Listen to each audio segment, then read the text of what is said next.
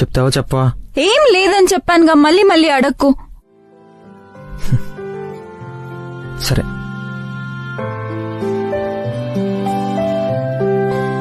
Food table మీదే ఉంది, తినేసి వెళ్ళు. నాకు ఆకలిగా, నువ్వు తినేసే. అరే కొంచెమైనా తినొచ్చుగా. నీకు మళ్ళీ మళ్ళీ అదే చెప్పొద్దని చెప్తున్నానుగా. నేను వెళ్తున్నాను, బాయ్.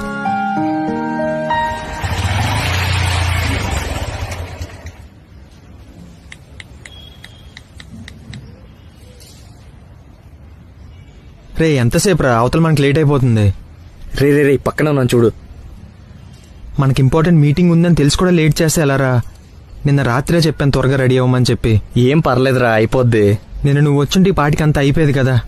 అదా, రమ్యకి కొంచెం పర్సనల్ ప్రాబ్లం రా, వదిలి రావాలనిపించలేదు.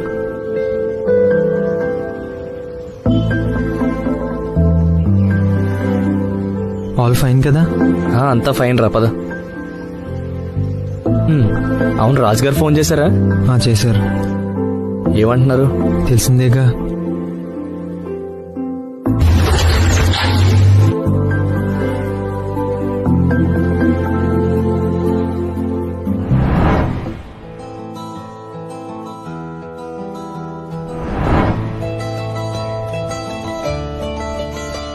రే రే రే సిద్ధు, ఎక్కడికి వెళ్తున్నావురా? వీడేంటి ఇలా వదిలేసాడు?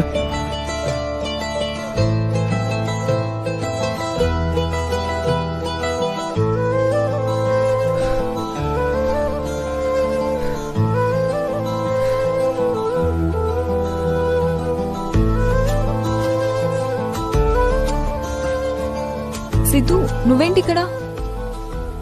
ఆఫీస్కి వెళ్ళలేదా?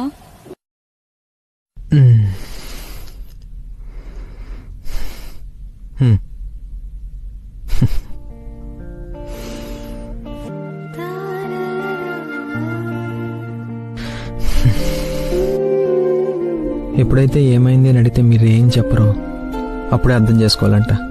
అమ్మ చెప్పింది. చాలా ఇరిటేటింగ్ గా ఉంది సిద్ధు.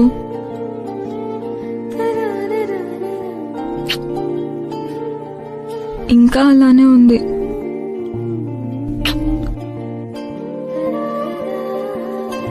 అర్థం కాలేదు కీర్తి, ఎందుకంత కోపంగా ఉన్నావా అని. I'm sorry. పర్వాలేదు, నువ్వు ఆఫీస్కి వెళ్ళు. ఈరోజు నేను వదిలి ఎక్కడికి వెళ్ళను.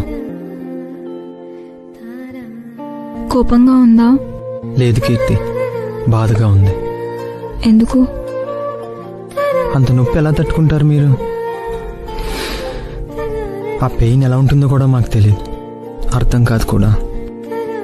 మీరు చూపించే ఆ కోపంలో చెప్పలేనంత బాధ ఉందని అర్థమయ్యే లోపే ఒక జీవితం అయిపోతుంది కీర్తి.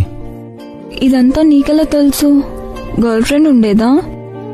ఉండేది, నాకంటే పెద్దది. తనకి నేనంటే చాలా ఇష్టం. ఇన్ఫ్యాక్ట్ ప్రాణం పెట్టేస్తుంది కూడా.